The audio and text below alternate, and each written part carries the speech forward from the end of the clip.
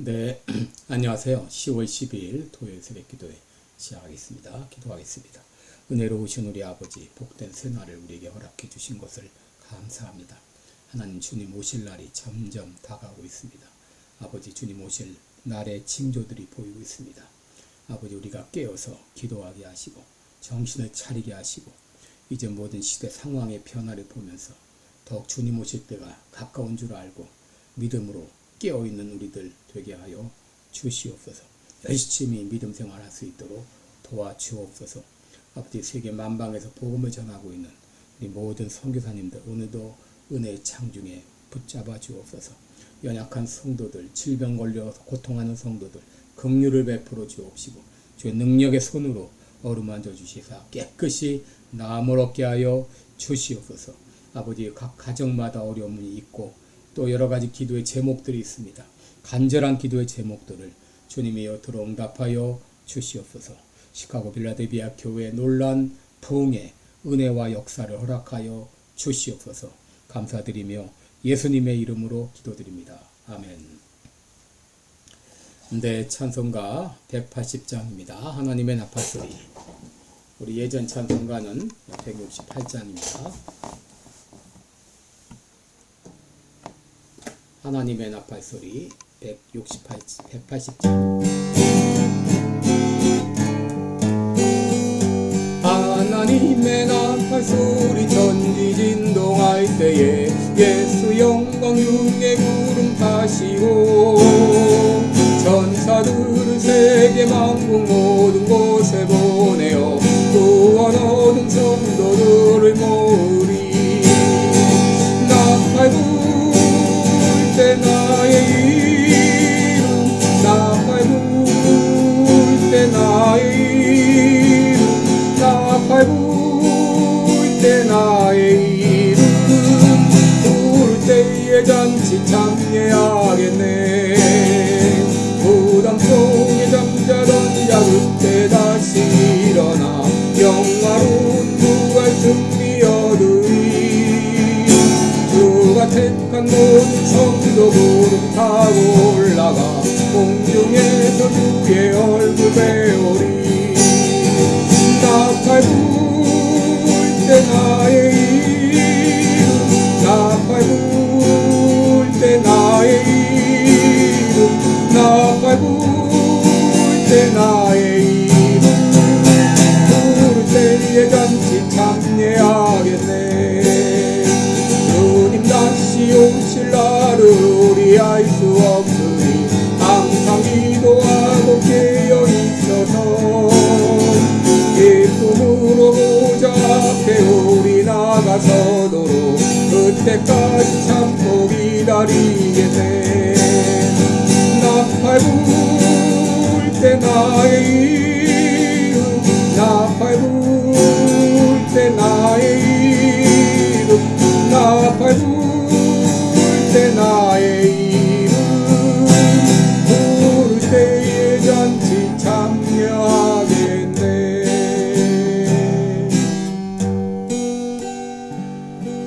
아멘. 네, 우리 오늘은 마태복음 24장입니다. 마태복음 24장 1절로 14절까지 제가 봉독해 드립니다. 마태복음 24장 14절 1절로 14절입니다. 예수께서 성전에서 나와서 가실 때에 제자들이 성전 건물들을 가리켜 보이려고 나오니 대답하여 가라사대 너희가 이 모든 것을 보지 못하느냐. 내가 진실로 너희에게 이르노니 돌 위에 남지 않고 다 무너뜨리우리라.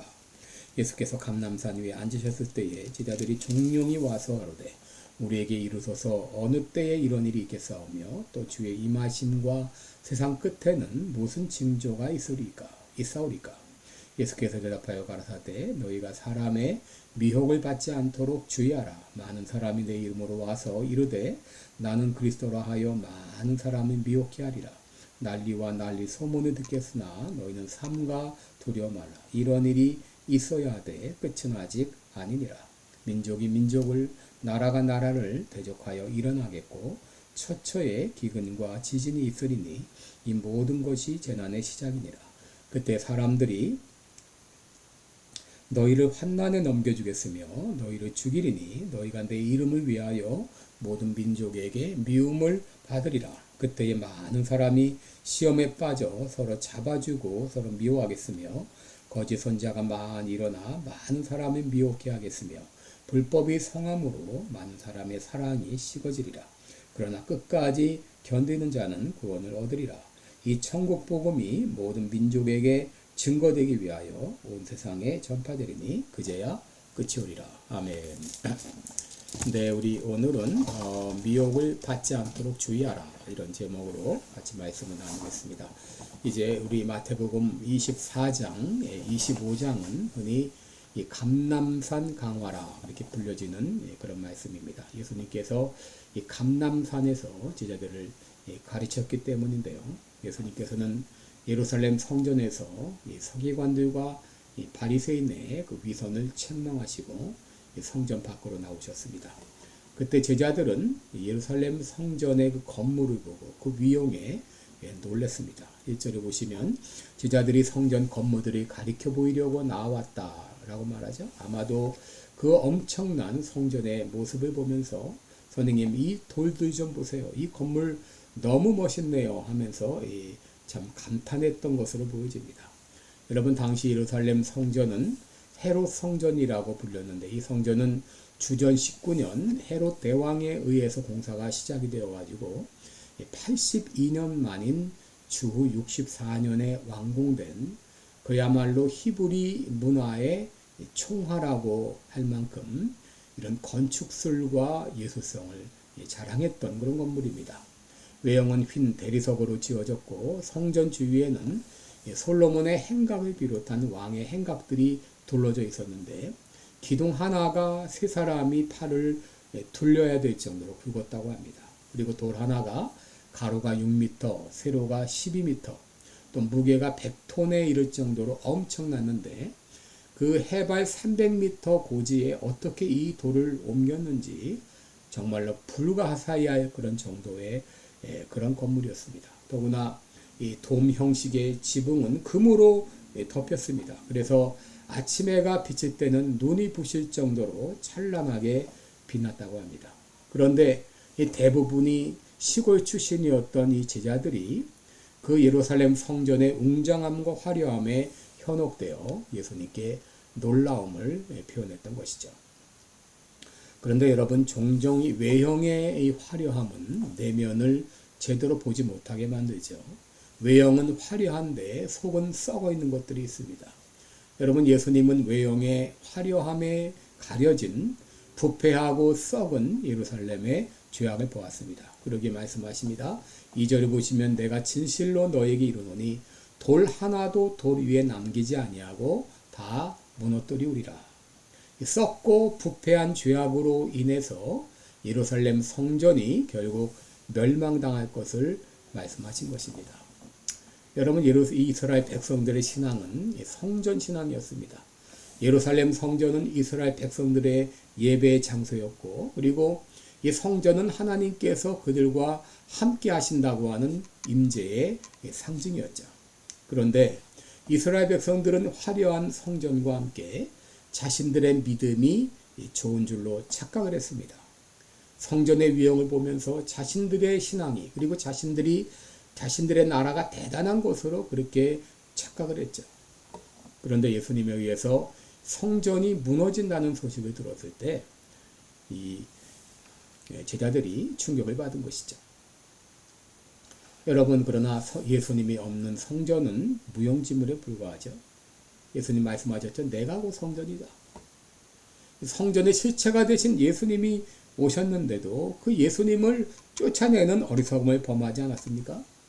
결국 예루살렘 성전은 무너졌습니다. 예수님의 예언대로 주 70년 예루살렘에 폭동이 일어나는데 그 폭동을 진압하기 위해서 로마의 이 타이투스 장군이 와서 2년 동안 예루살렘을 포위하고 결국은 이제 그 예루살렘 성전에 불을 지르게 됩니다. 그래서 이제 특별히 이 돔에 있던 금이 흘러내리면서 예루살렘 성전을 지었던 이 돌 사이사이로 이렇게 흘러 들어갔는데 로마 군인들이 그 돌 사이 흘러 들어간 금을 캐내기 위해서 돌 하나하나 다 이제 무너뜨렸다고 하는 것이죠.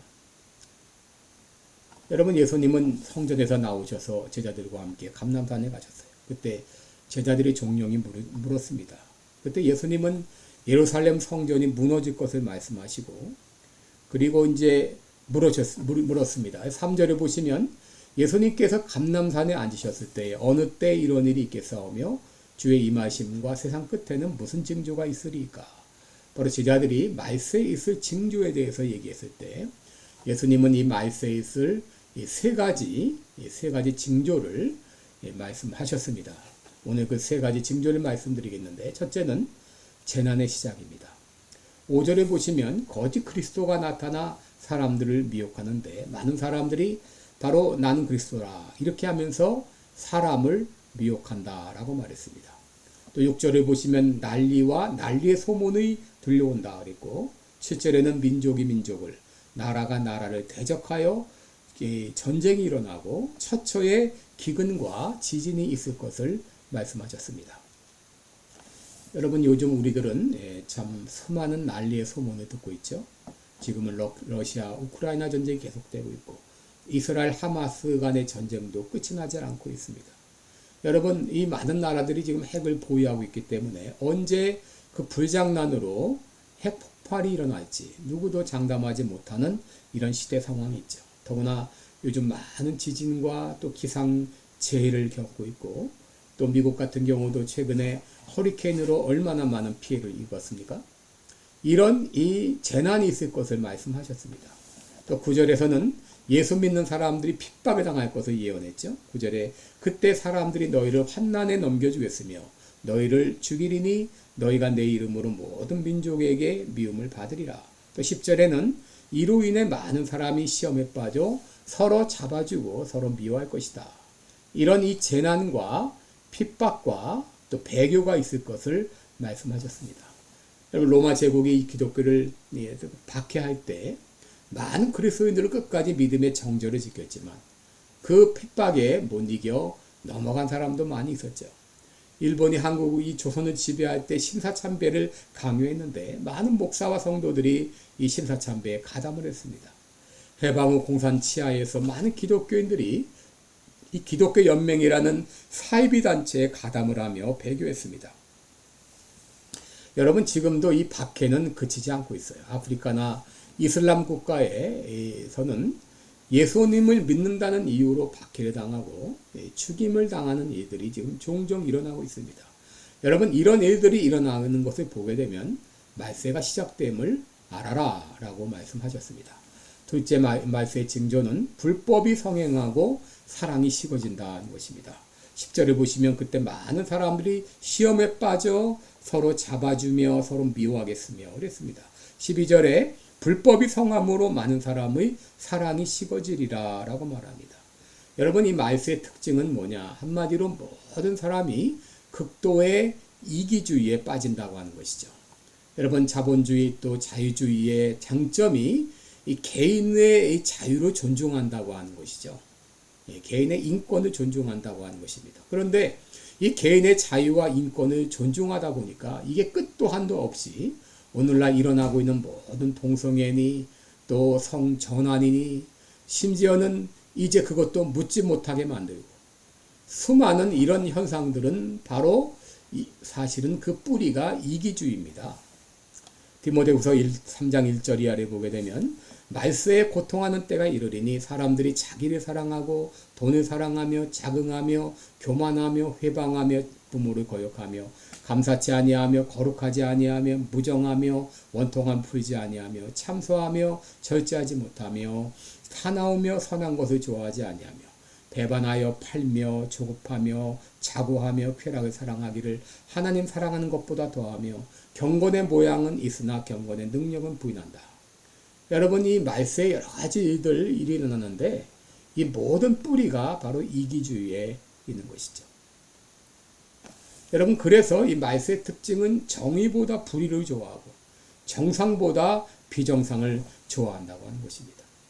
최근에 일어난 전직 대통령의 딸이 음주운전으로 사고를 내서 이제 드러나게 된 것을 보게 되면, 여러분, 음주운전을 하는 사람의 특징은 어쩌다 한 번 음주해서 음주운전하다 걸리는 게 아닙니다. 보통 상습적으로 음주운전을 하다가 어쩌다 걸린 것이죠. 여러분, 술 취해가지고 운전하게 되면 사고가 일어날 가능성이 수십 배 늘어나고, 심지어 사람을 죽일 수도 있고, 또 사람들을 정말 이 장애인으로 만들 수도 있고, 수많은 일들이 일어나는데도 그럼에도 불구하고 그 운전을 한다고 하는 건 얼마나 이기적인 것입니까? 이런 현상들이 일어나면 말세가 다가온 줄 알라는 것입니다. 셋째 말세의 징조는 긍정적으로는 천국 복음이 온 세상에 전파된다고 하는 것입니다. 여러분, 지금까지 이 복음이 우리에게까지 전해진 과정은 하나의 기적이라고 말할 수 있어요. 처음에 예루살렘에 시작된 이 복음 얼마나 미약했습니까? 수많은 박해 가운데서 전해지고 또 수많은 순교자가 나오고, 그것이 예루살렘에서 유대로, 사마리아로, 또 이제 안디옥으로, 그 다음에 이제 이 그리스 지방으로, 로마로, 그리고 유럽으로, 이렇게 해서 영국으로, 영국에서 다시 미국으로, 미국에서 또 아시아로, 아프리카로, 이렇게 해서 이제 거의 이 복음이 지구 한 바퀴를 돌았는데, 여러분, 20세기 말에 그 소련의 붕괴와 동구권의 몰락과 그리고 중국의 개방으로 닫혔던 복음의 문이 더 열렸습니다. 그리고 북한과 모슬렘권에 이제 복음이 완전히 전파되면 그때 이 예수님이 다시 오시게 된다고 하는 것이죠. 이것이 바로 말세에 일어날 이제 현상들인데, 이런 일이 일어날 때 너희들은 미혹되지 않도록 주의하라 라고 말했어요. 미혹되지 않도록 주의하라. 이런 때 수많은 이제 이단들, 적그리스도가 발생해서 계속 유혹을 하고 어떻게 해서라도 우리를 믿음에서 떨어뜨리게 하려고 갖은 바람을 다한다고 하는 것입니다. 이런 때 우리가 정신 차리고 깨어서 근신해야 됩니다. 그래야 미혹당하지 않습니다. 여러분, 사단은 이 변장, 가장의 천재죠. 자기를 가장해가지고 마치 양의 탈을 쓴 이리로 그렇게 가장을 해서 사람들을 유혹하기 때문에 쉽게 정신 차리지 않으면 넘어갑니다. 여러분, 이제 이 사단이 우는 사자와 같이 돌아다니며 삼킬자를 찾고 있습니다. 말세가 되면 더 이 마귀의 역사가 극성을 부립니다. 여러분, 이럴 때 우리가 안이하게 무장해제하고 있을 것이 아니라 전신갑주로 무장하고 이 사단의 괴계를 능히 대적하기 위해서 깨어서 근신하고 기도해야 되겠습니다. 기도하십시다. 은혜로우신 우리 아버지, 오늘 말세에 일어날 징조에 대해서 살펴보았습니다. 아버지, 예수님 말씀하신 이 말세의 징조들이 오늘날 그대로 우리 가운데 일어나고 있습니다. 이제 우리가 정신을 차려서 깨어 기도하는 우리 모두가 되게 하여 주옵소서. 이래 악한 마귀의 괴계를 물리치고 예수님 오실 때에 잘했다 칭찬받는 믿음의 종들 되게 해 주옵소서. 예수님의 이름으로 기도합니다. 아멘. 감사합니다.